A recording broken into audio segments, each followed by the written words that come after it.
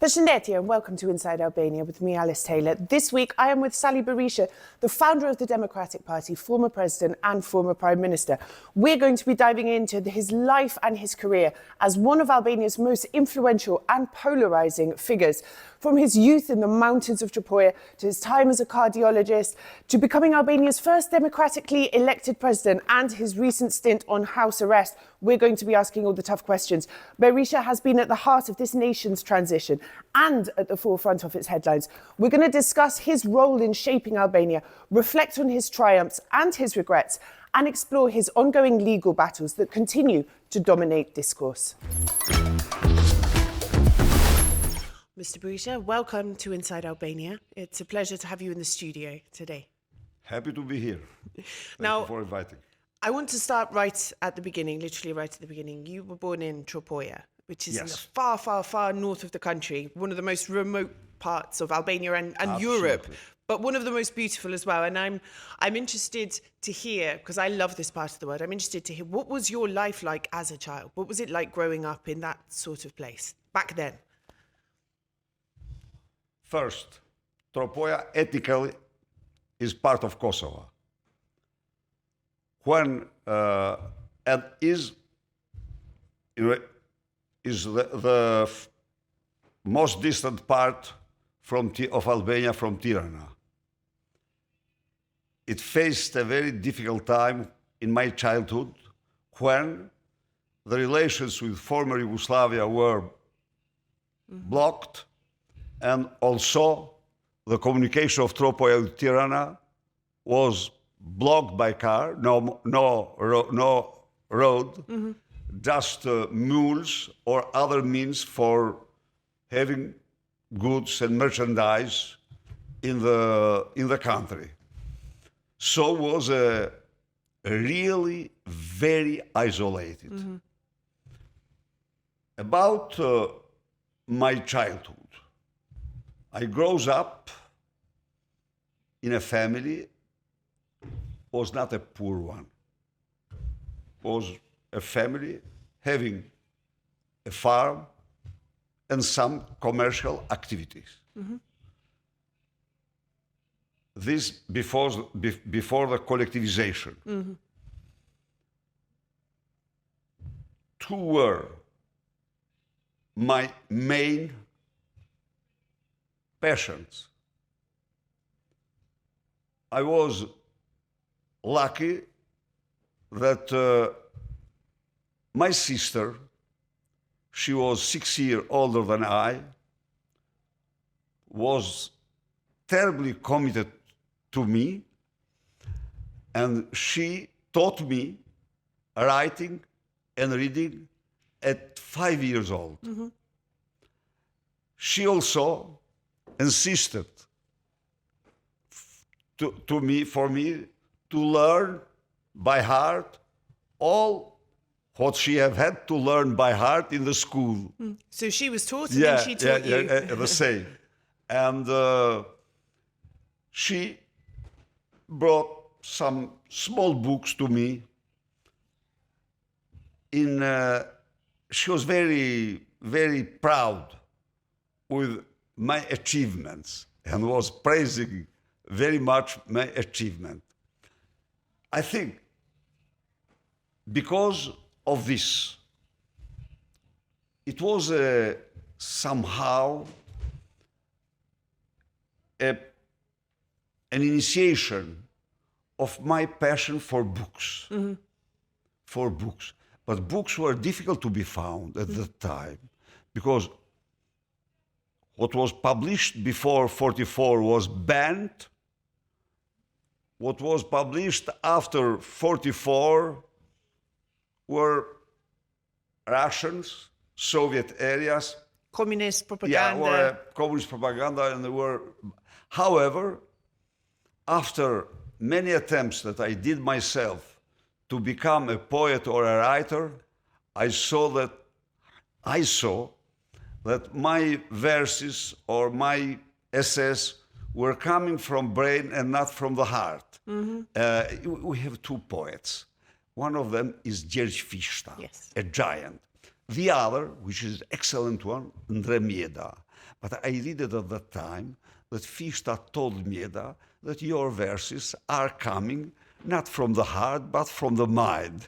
And do you agree? You think poetry has to come from the So it heart? influenced me, because I wrote poems, and I saw that it's arranged by minds, not by brain. So I decided never to write more. I wrote an essay about a very similar story, like a Corsican story, but then I saw that it was not full of Soul. emotion and soul, and I stopped and I told, never. You write because you risk to become a mediocre. But what about now? I mean, you've lived So, this long life so now. to come, if you ask me how it happened that from such a remote area, I have had a different trip. I think books were my sword. I think books helped me. I got extraordinary help from the books. And so everywhere I did a place as a reading man, as a reading child, but I read it all the day. I was passionate. Then when I come to Tirana, I learned Russian. And there have been a lot of Russian classical literature, Dostoevsky, Chekhov, and others. And I was very happy to have occasion to read. But Russians also translated a lot at that time from other countries, including modern literature. After Russian, I learned French and later English. So my world were books. Of course, I have had no difficulties in my medical trip. In the second year because always I thought I would become, as I failed to become a poet or a writer, I thought I would become a critic, a very outstanding critic in arts and literature. So I wanted to study literature, but shifting from medicine to literature was not easy. There had been no choice at that time. You have had to what they gave to you. When I saw that it's finished my dream to study literature and become a great literary critic, then I committed to medicine. There have been two disciplines which were very convincing to me. One, human physiology.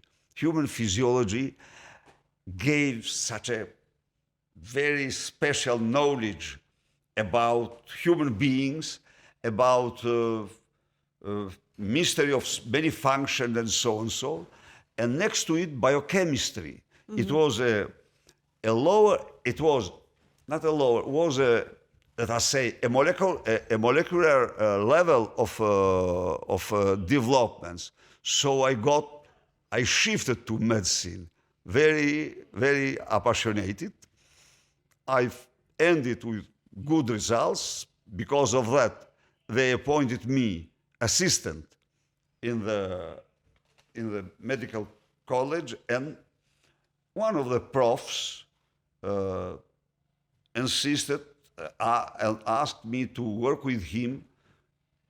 He was a really outstanding cardiologist and the head of cardiological clinic. He studied in Romania, but was qualified also in Russia. And it happened to work with Lukomsky, which was, according to many data, was the physician that injected adrenaline to Stalin in order to kill Stalin. I don't know if it's true or not, but That's quite a. But do you ever look back and think, maybe I wish I had continued down the path of writing and poetry or being a critic? Do you ever wish you'd taken a different path? no, I never regretted that decision. No, I never regretted, because books become my world. So I read it, and I didn't regret it. I thought it was the just decision, because I saw that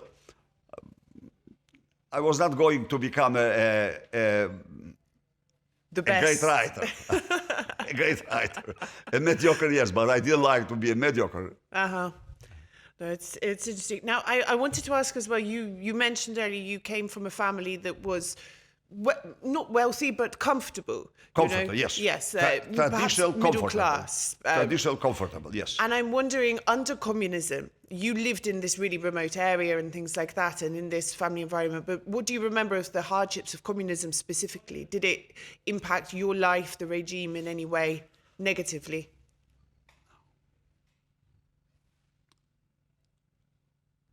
The sufferances of my family, like almost every family in collectivization, were extraordinary. Second, my people were very conservative people, traditional. They were fighters, nationalists, because the house is in a hill, a very strategic one, aimed by enemies, but protected by their own people. So in this respect, they have had not an easy life, but they have had a very proud life. They were, they felt in terrible poverty.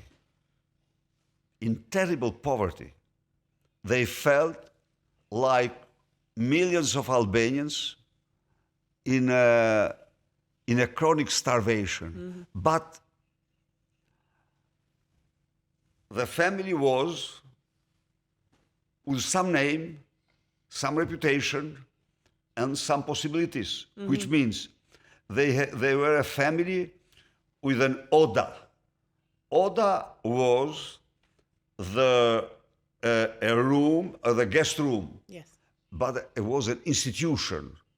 So every night, by the fire, the head of the family have had his room full of guests,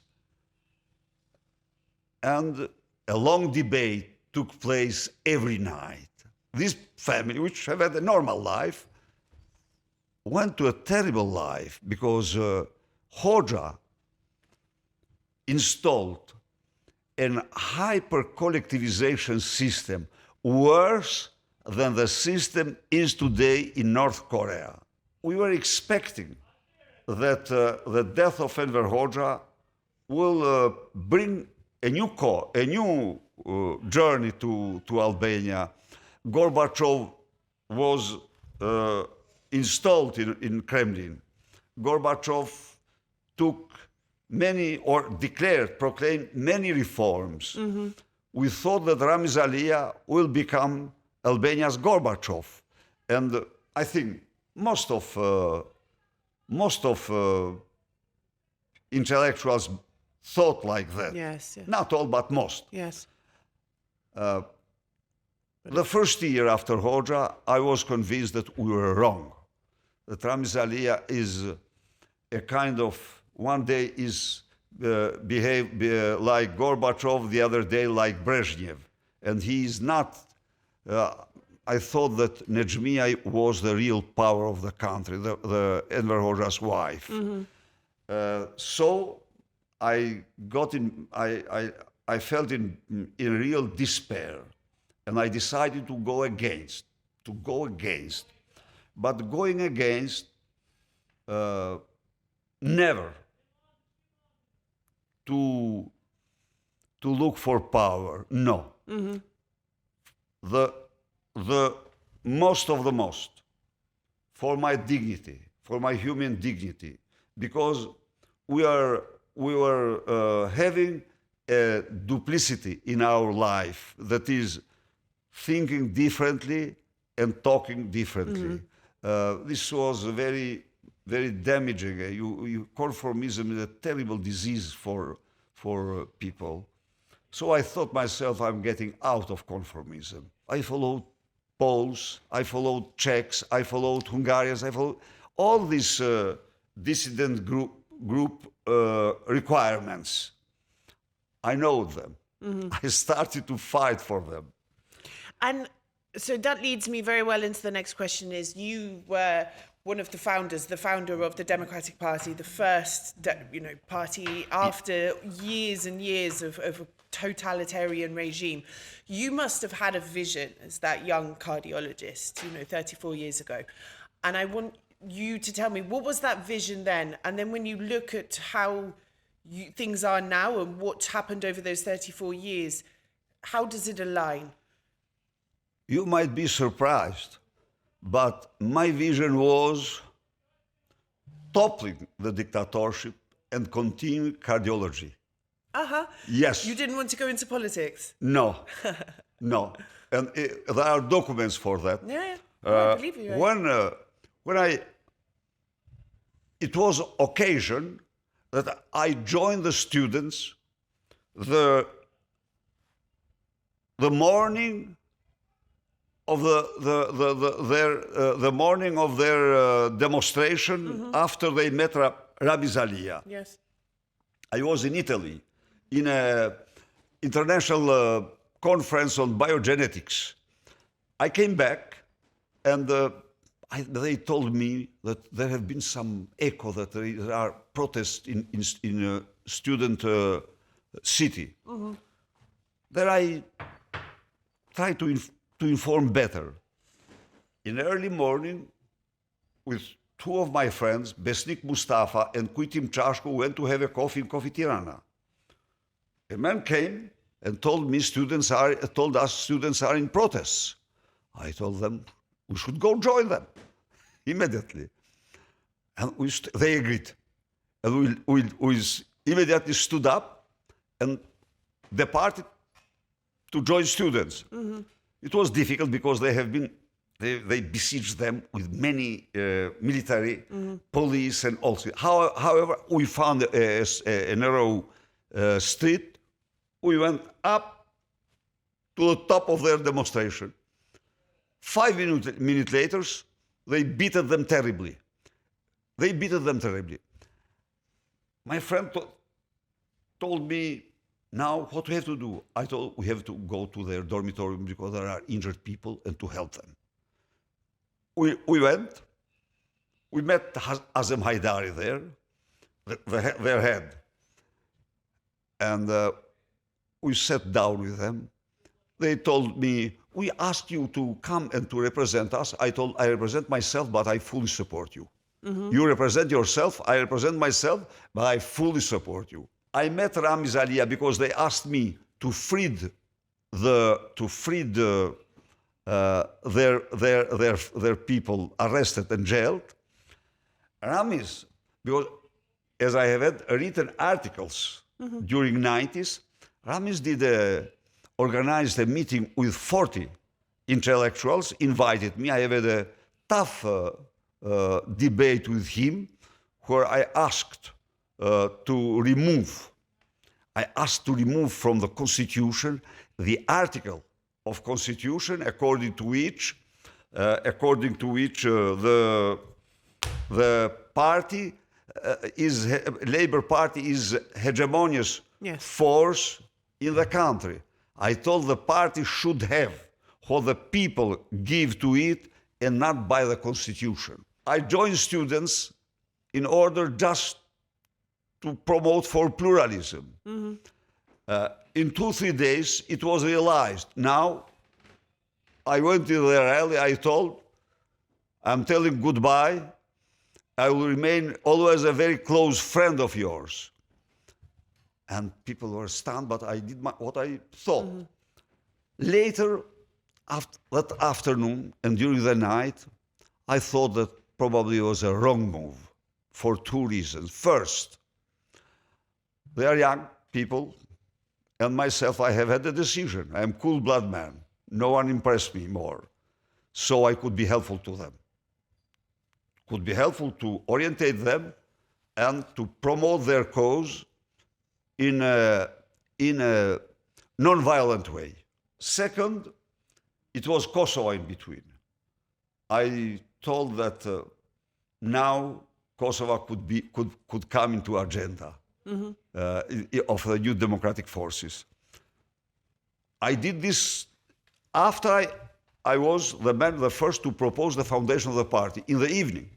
In the evening, when students came from Ramiz Alia meeting, I told them now we have, after this rally, to found the party. They told me why, because we don't know what they could do tomorrow. And we have to give the news that Albania founded the first opposition party.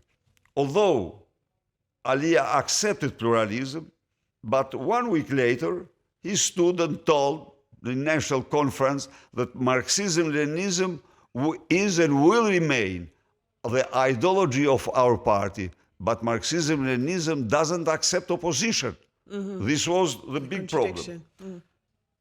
We went everywhere with students, found the party, lost what we did great, we toppled the statue of Enver Hoxha, the cult, and this was a great victory. It was a high risk for civil conflict because people were armed in different districts and wanted to come and install it again in Tirana. I'm wondering now, 34 years later, looking back, is there anything you would have done differently? You think you could have done better, or that you regret from your career? Can you be specific? No doubt. Tell me what it is. No I doubt. want specifics. Look, self-evaluation, one self-criticism of is my important. main problems in dictatorship, I was not a prosecuted man, but one of my main problems with them was because they proclaimed themselves unmistakable. And I hated that. There's no unmistakable. No. So what would you do differently? So every day I looked to my daily activity, what I was wrong and how I should amend it. When I read it, Ronald Reagan writing that government is the problem, it inspired me. It helped me very much. So once you govern, you go through mistakes. But big mistake was the law about the land. Yeah. That is, we didn't restitute it, the land to owners. Why? Myself, I was totally convinced that is the only way. But Albanian rural areas were transformed in huge human reservoirs. Everywhere where I went, they told me, if you go such a way, we never will vote you. Because what you will do with us if you leave us under the sky and with nothing in hands? We applied the Jeffersonian principle, the land belongs to those who are working and living in. Second, were pyramid schemes. Pyramid schemes started in 91. We were not in power. International institutions told us, don't worry about them. They are phenomena of fast-growing economy. We were a fast-growing economy. We are the poorest in the world, but fast-growing. This was what happened at that time. So, imagine, the governor of Albania came on January 96 with a memo asking me to shut down them or transform them into banks. Never I was accepting to transform them into banks. So we started to draft the law to check these pyramid schemes.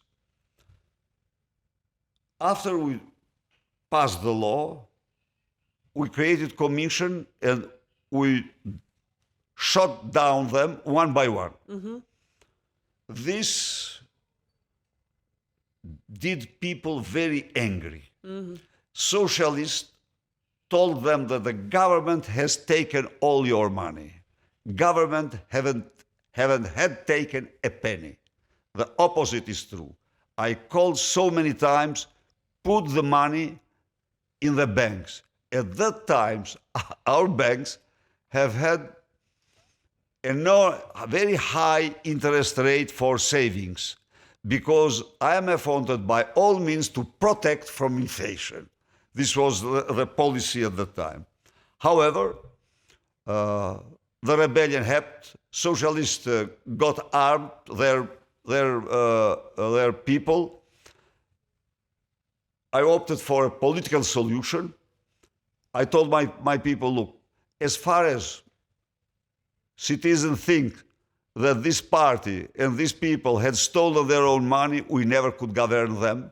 We have to go to opposition, prove that we have not touched their money, and that's the way, or we have to be dissolved as party. We went to election.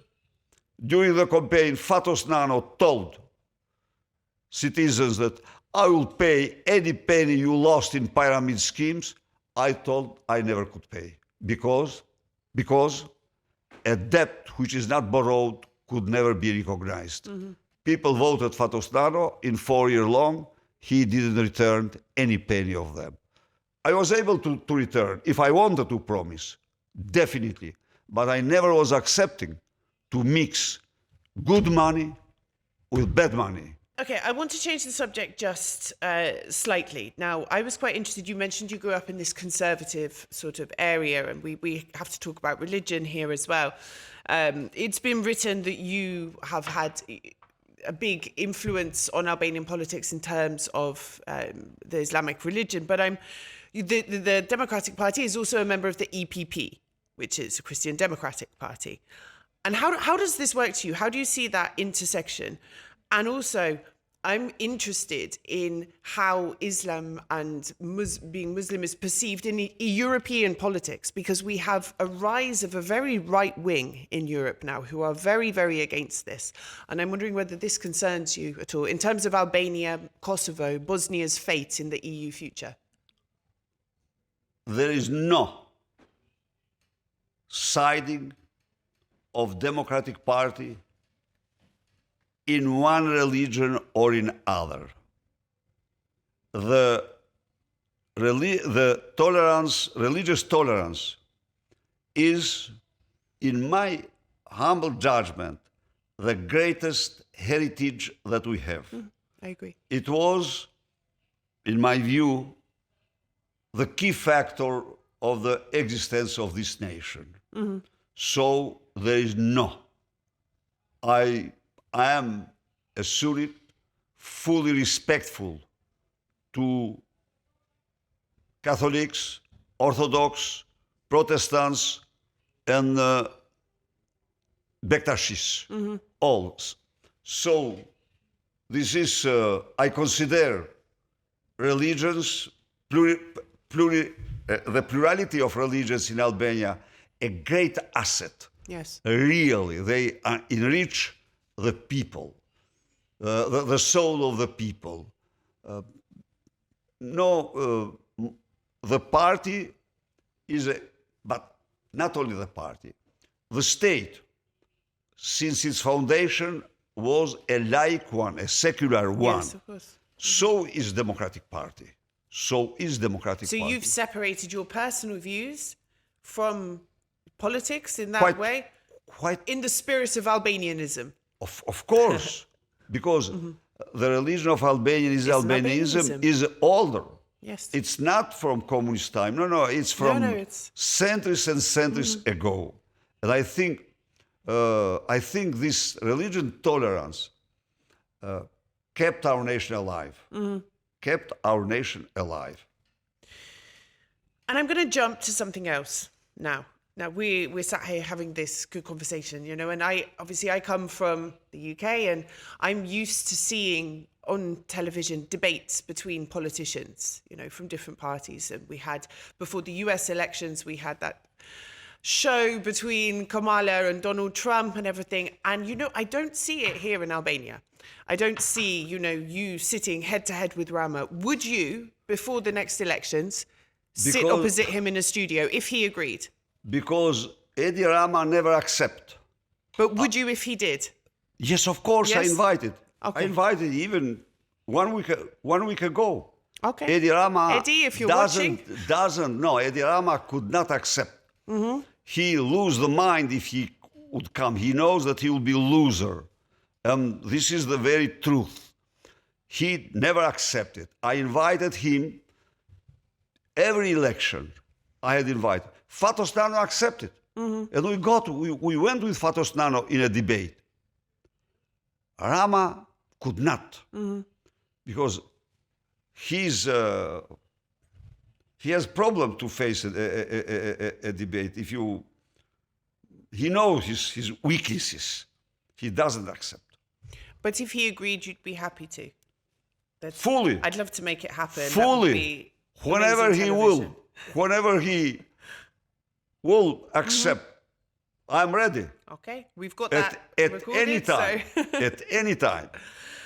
Now, I want to talk about the elections. They're in 5 months now. We have a situation where the youth of Albania are leaving en masse. We have a political situation where we have you and Rama, who have been in politics since the beginning of pluralism in Albania. We have another figure who's in prison, and we have another who is not very popular. I think I can put it like that. And I'm just wondering, how are you thinking to mobilize voters? And I don't just mean to vote for you. I don't mean how are you going to encourage people to vote for you, but just to vote, because I don't think the youth are going to vote at all. First, Albania doesn't have elections. It's a farce, election farce, and now this is universally accepted. If you read the 3 resolutions of every center-right party of the planet, they stipulate that in Albania elections are facade. This is the truth. Second, Edi Rama adopted, to me, he committed a genocide against Albanians, cleansing them with calculated conditions. He arrested in 2015, according to official statistics, 38,000 Albanians. I think larger than the whole region. Why he arrested? For civil matters, for bills of electricity, bills of water. So he plunged, he created the kingdom of the fear. Second, he destroyed tens of thousands of small business, houses, living people under the sky with no other way than living. Third, he managed a policy, he continued a policy which was totally impoverishing Albanians. Could you imagine how a pensionary could live with 160 euro? Yeah. Or less and sometimes. prices went, the prices in Albania, many of them are higher than in Italy in foodstuff, higher than in Greece and Germany. And clothes, electronics. Everything. That is, he leaves no alternative to people than leaving Albania. A very distinguished German publicist and journalist wrote that Edi Rama is, after Panic, the best prime minister of Serbia. We are going through a program almost based on the basic economical needs of people. We are promising a minimum, the vital minimum payments for every citizen. We are promising a 500 euro minimum salary. We are promising, and we will realize, 1,200 euro an average salary.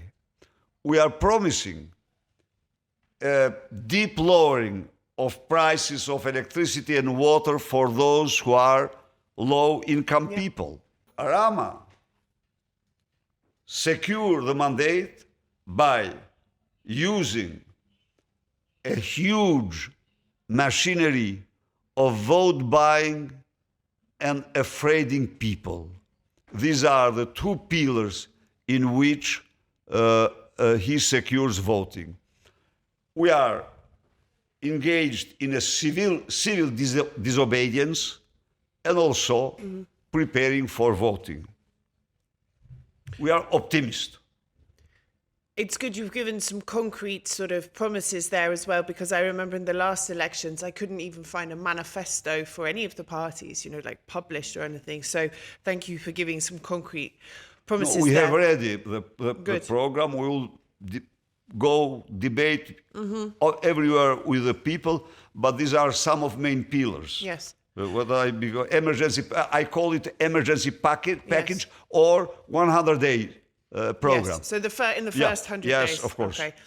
Now, I want to change the topic again. There are many things. I have so many questions for every answer, but you know I have to be careful. Open to any question. You were on house arrest for nearly a year, and I remember COVID, where I was on house arrest for 2 months, you know, during the lockdown. I'm not joking about the situation, but let's step away from the politics a second.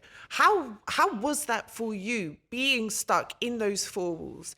How did it impact your family? How did you coexist with your family? How did you balance maintaining your family life and your work and everything? I mean, what was this experience like for you to be stuck at home for that long? Politics aside. But never could politics be aside. But I want to know how you but felt. My family and myself, we are committed for our cause. We fought for our cause. Did you get frustrated with each other? In politics, you have to be prepared. Edi Rama, after lobby with George Soros against me and declared me non grata for significant corruption with the signature of Anthony Blinken, the man who's praised more than anyone else in Europe and United States, Sally Berisha, for its success in fighting corruption. But it was George Soros and Edi Rama combined, sanctioned me. And why? 8 years after I left, I was absolutely not a decision maker, not at all participating in decisions of... No, you'd taken a step back. You were... Totally, but keeping the national interest, keeping the public interest, like I thought I do. So, after they thought that with that designation will archive me in the house of You'll go away quietly, but no. Yeah. And they miscalculated. Yes, why? Big time. Yes. They miscalculated because I was almost going. But this gentleman, Anthony Blinken, wounded my dignity by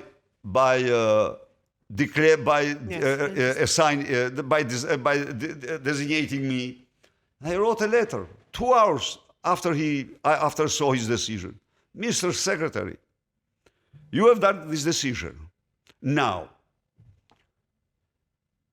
first, I could tell you that this is based totally in corrupted lobbying of Eddie Rama and George Soros. And I tell you, frankly, I knew nothing about close family relations between Blinken family and Soros family. Nothing.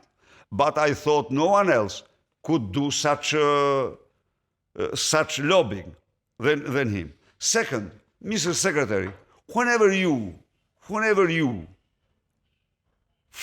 will represent a single piece of evidence about my corruption from all your agencies or from all governments, friendly governments, I'll tell goodbye forever politics. I remember you saying that. Third, Mr. Secretary, I don't ask you to change the decision, but I am suing you in a court and giving you the possibility. Ongoing now, this case?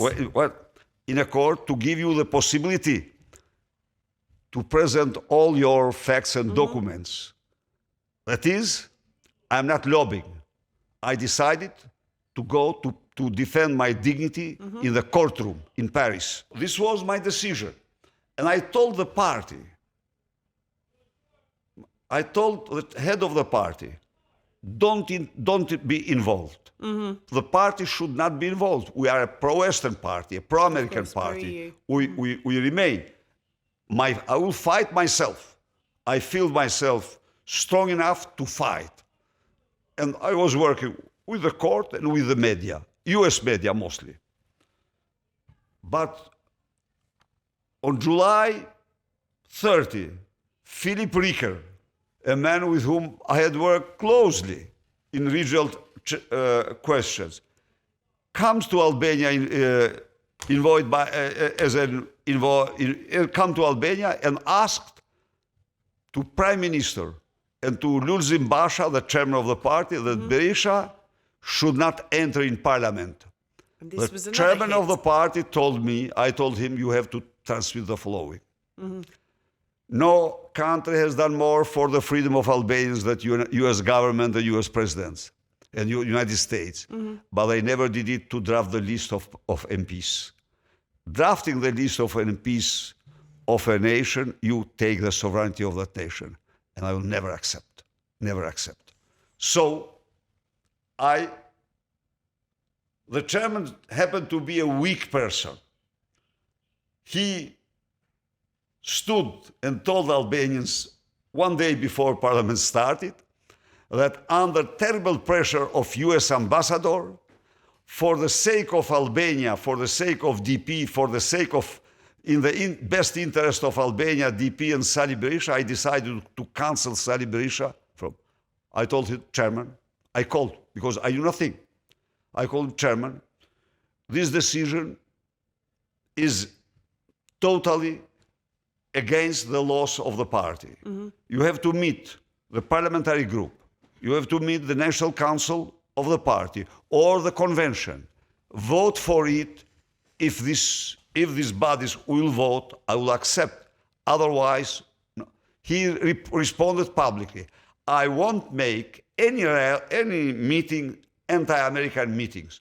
I told him, look, these are very American meetings because they are for rule of law meetings. He refused. Then I initiated the legal initiative, collected 62% of all signatures. We have had the convention of the party. I remember it. And go on. US ambassador to Tirana, which happened to be the head of cabinet of Antony Blinken, fighting hard for his boss, started daily statements, retortions against people not to follow Berisha. He went far, calling Democrats, you should not eat grass and support Sali Berisha. But wait, the person which told first time in history Albanians about the grass was Enver Hoxha.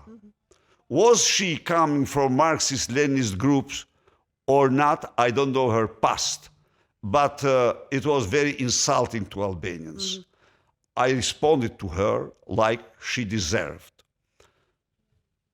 She called business people thinking that they are sponsoring my movement. Nothing was true. She threatened with visas that you won't have such and such. She transformed the embassy in the prosecutorial office against honest people. This was the truth. And I went through.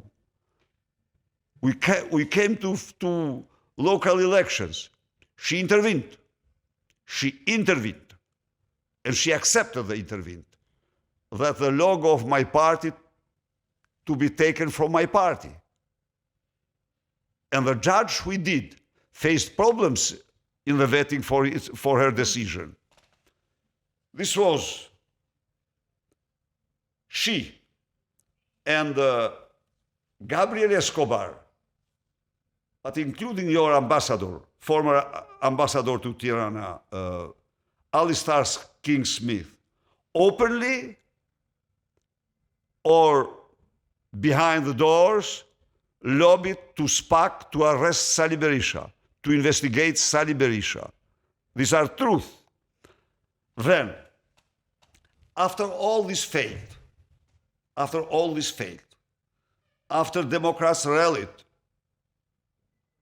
and my comeback become unstoppable, and you know, comebacks are very special in history, are exotica, but they happen not because the person has the will to come back. No, it's an entire universe of feelings, requirements that make possible a real comeback of persons. So, in order to stop my fighting, my comeback, they chosen to arrest me. They chosen, yes, they chosen. They were together. They thought that this is the way, but I transformed, as you have seen, it made you fight more. The window. Yes. But I have a question. An infernal port for a drama. You said yourself, you were on your way out, you were about to step back, you had your successor in place in the party, and then what you've described now seems like they betrayed you, this person betrayed you along with others, this is what you say. And I'm not trying to say, you're on the way out now, but does this make it harder, this experience make it harder for you to think about who you would want to succeed you in the future now? Who would you want to take over from you when the time comes for you to do that? Because you, in your words here, you've been burnt badly. If he betrayed and showed so unfaithful in a way or in another, he condemned himself. Yes. Yeah, but what I restored, the free vote. Who will succeed Sali Berisha? The man or the woman, which will have the heart and minds of Democrats. And how I could get that? I could not guess that. It would be open race. But for the moment, I feel. You're still. I feel. I can feel it. Very sincerely. And I'm going to ask you another time. The case with Blinken in the French courts, what stage is this at? French, too etatist, too etatic. the judge, no, I went in every step. Yes. They accepted. But he failed to become a great and famous judge. Why? Not because but the reasons that presented to me were not maintainable. He wrote that first, you as Sali Berisha are not a citizen of European Union country. Second, Secretary Blinken is a person with immunity. It's true that I'm not. It's true that Secretary Blinken is a man with immunity. But it's true the principle, Yes. the following. The defamation is judged and condemned wherever it get out. Yes. Where Where it's is it get published, out? yeah. I was right. But this should be interpreted. Second, it's true that Secretary Blinken is a man with immunity. But it's true also that defamation is not part of a function of an official. It is not part of functions. It's a violation of his official role. functions. Yes, in our constitution, but not only in our. If you, in the floor, say defamation for whoever, you have no immunity. It is written in Constitution, and I think many others, but it is written also in various sense of an administration that defamation is not part of their function. However, the French judge, I gave him the potential to become famous, world famous. He failed to become. It's not my problem. But I have to ask you, and I asked you in the previous interview as well, and you told me that you had never been involved in any corruption at all during your career. Do you stand by that today without sort of now, jeopardizing yourself? Now, thank you for putting that question. Now more than ever. Because as you have seen, the 32 years vetting of Sali Berisha done in the most scrupulous way from this mercenary of political prosecutor office.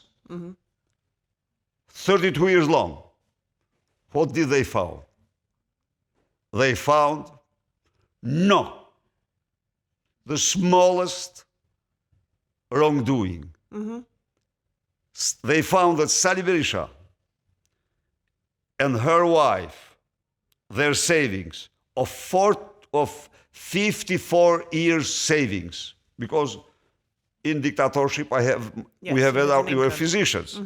They have altogether 100,000 euro as savings.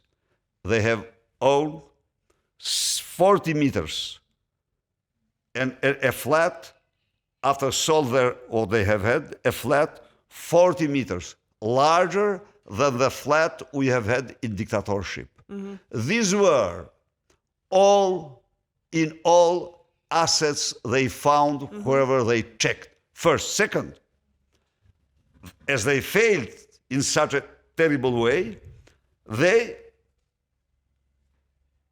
called corruption the declared payment of my daughter for a family vacation together. We were all together. They paid for me in one vacation. She paid also, declared money from her own revenues, a healthcare procedure to me. That is, the family solidarity, for the first time in the history, is considered corruption. Whereas the money of my daughter, not a penny, was coming from public sector. They declared corruption. The philanthropic gesture of my daughter and son-in-law, they paid every year 3 children, 3 families, for with autism, for the treatment, the care. for the care Yes. in the regional autistic center, which is chaired by my wife. And this was, according to them, a corruption. But my wife, since 19 years, is working there for his own soul and heart without a penny. Voluntarily. Totally voluntarily. It was very helpful for me, their financial vettings, and show their shame and their political. But as a matter of fact, U.S. Treasury was asked. They found nothing. They refused to be involved because they found nothing. So is the vetting and it gave the definitive response to everyone which accused Sally Berisha. What impact does this have on your family life and being on house arrest and being, their every move being scrutinized and things? How does it, do you guys argue about what's going on? Do they say, oh, come on, I'm being dragged into this? Tell me what it's like. Look, when I was in dictatorship, I got the permission of my family to go against.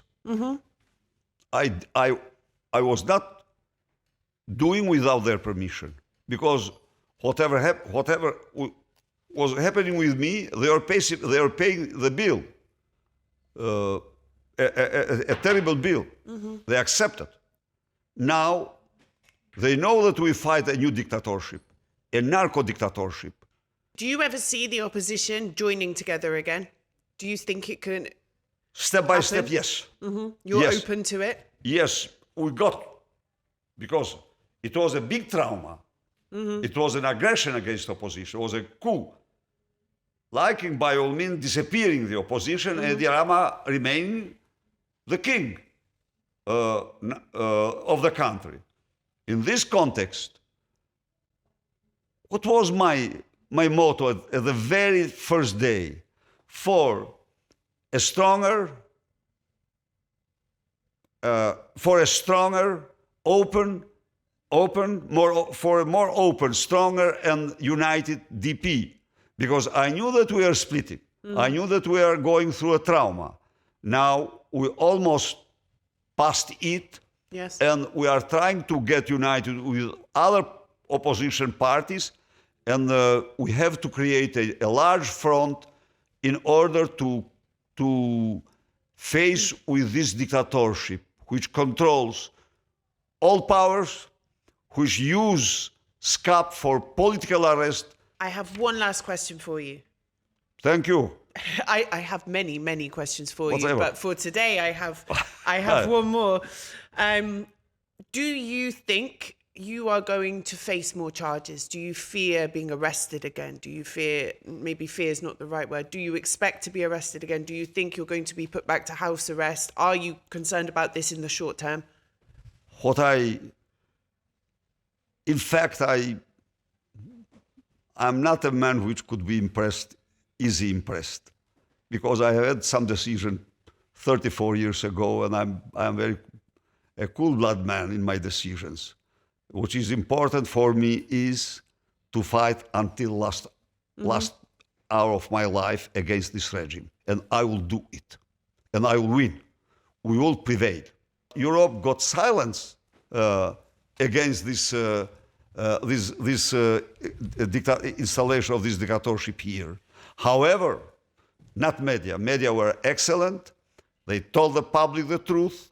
Now there is three big resolutions, and we fight and fight more, and we will win. So, there is no future for a dictatorship in Albania. Arrest or no arrest, house arrest or no house arrest, you will fight to the end? Yes. Okay. Sally Berisha, Wherever I will be, I will be fighting. thank you very much. Thank you. It was a pleasure. It was. Alicia. Thank you. That's all for this week. You can tune into Inside Albania every Saturday, even during the festive season, on Euronews Albania, on our YouTube channel, live and on demand, and across all major podcasting platforms. Until next time, Mira Pavshim.